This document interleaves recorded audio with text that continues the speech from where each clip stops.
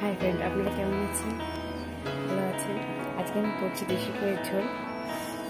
প্রথম থেকে শেষ পর্যন্ত দেখুন ভিডিওটা, কেমন লাগবে লিখে জানান। যদি ভালো লাগে তবে লাইক কমেন্ট করবেন, লিখে জানান কেমন লাগছে ভিডিও দিয়ে। একটু নিয়ে হয়েছে বুঝতে পারছি না, তো যাবো দেখে ডাক্তার কাছে। এই নিয়ে করতে হয় সব কিছু। সামান্য জল বেরাচ্ছে, চোখটা দিয়ে লাল হয়ে সামান্য জল বেরাচ্ছে। নমস্কার বন্ধুরা, আজকে আমি করছি দেশি কইয়ের ঝোল। এই জন্য কই মাছগুলিকে ভালো করে ধুয়ে লবণ হলুদ মাখিয়ে ভেজে তুলে নিচ্ছি। দেখে নিন আজকের রেসিপিটা, প্রথম থেকে শেষ পর্যন্ত দেখবেন। ভালো লাগলে লাইক কমেন্ট করবেন, দেখে জানাবেন কেমন লাগলো। মাছটা ভাজা হতে হতে আমি এদিকে কাঁচা লঙ্কা, জিরে, ধনে, আদা এটা মিক্সিয়ে করে নেব। আপনারা চাইলে ধনে না দিয়েও শুধু জিরে বাটা দিয়ে করতে পারেন। মাছটা লাল লাল করে ভেজে নিয়েছি, এবার তুলে নেব। ওই একই তেলের ভিতরে আলুগুলিকে ভেজে নেব। আলুটা ভাজা হয়ে গেছে, এটাকে মিক্সি এনে মশলাটা করে রেখেছিলাম। কাঁচা জিরে, ধনে, আদা, কাঁচা লঙ্কা সেটা দিয়ে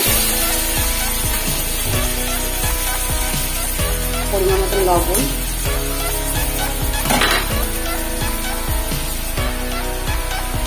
হলুদ পরিমাণ মতো দিয়ে কষিয়ে নেব। মশলাটা কষে গেছে, দেখতে পাচ্ছি উঠে এসছে কড়াই থেকে। এবার আমি জল দিয়ে দেবো।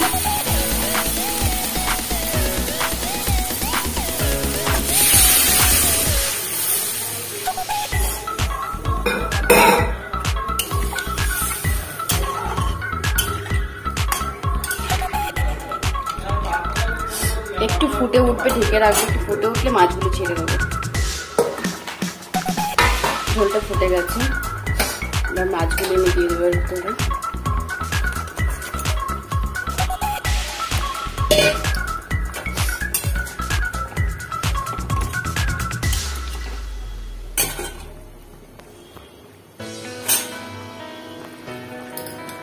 নামিয়ে নিয়ে ফোড়ন দেবো। কড়াইতে তেল দিয়ে দিয়েছি, শুকনো লঙ্কা, জিরে, কালো জিরে ফোড়ন দেবো। যারা কালো জিরে না খেতে চান তারা শুধু জিরে ফোড়ন দিতে পারেন, আমরা কালো জিরেটা দিই। এবার ফোড়নটা দেওয়া হয়ে গেছে, এবার মাছটাকে ঢেলে দেবো।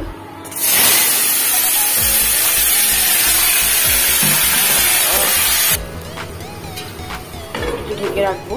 এখানে আমি জিরে ধনেটা শুকনো খোলায় ভেজে নিয়েছি, এটাকে বেটে দিয়ে দেবো। ভাজা জিরে ধনেটা বেটে নিয়েছিলাম, ওটা দিয়ে এবার আমি লবণটা চেক করে নামিয়ে নেব। হয়ে গেছে দেশি কইয়ের ঝোল। নামিয়ে নিয়েছি দেশি কইয়ের ঝোল।